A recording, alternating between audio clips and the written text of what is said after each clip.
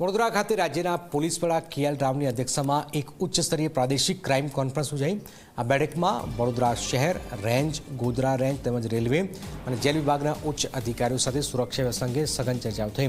આ મુલાકાત દરમિયાન ડીજીપીએ વડોદરામાં નવી નાર્કોટિક્સ ઓફિસનું ઉદ્ઘાટન કર્યું। ડ્રગ્સના દૂષણને જડમૂળથી ઉકેલવા માટે અને એન્ટી નાર્કોટિક ટાસ્ક ફોર્સની પણ રચના કરાઈ, જેનો મુખ્ય ઉદ્દેશ રાજ્યમાં નાર્કોટિક્સ કંટ્રોલ કરવાનો રહેશે। કે દાખલા તરીકે સાયબર ક્રાઇમમાં જે 1930 આપણા હેલ્પલાઇન છે એ અત્યારે આપણે પાસે 90 લાઇન્સ આપણે પાસે ઉપલબ્ધ છે, એને અમને વધારીને 180 જેટલા કરવાના છે। અને જે સાયબર ક્રાઇમના જે ભોગ બનતા હોય છે એ લોકોને અમે ઇન્વેસ્ટિગેટ કરી અને જે ગોલ્ડન આવરમાં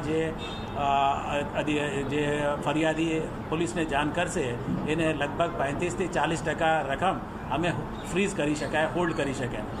જ્યારે એ સમય મર્યાદામાં ગુના બન્યા 1 કલાકની અંદર અમને જાણ કરવામાં આવે પોલીસને, તો એના માટે અમે નગરજનોને, સિટીઝન્સને કાફી અવેરનેસ પ્રોગ્રામ્સ યોજવામાં આવી રહ્યા છે।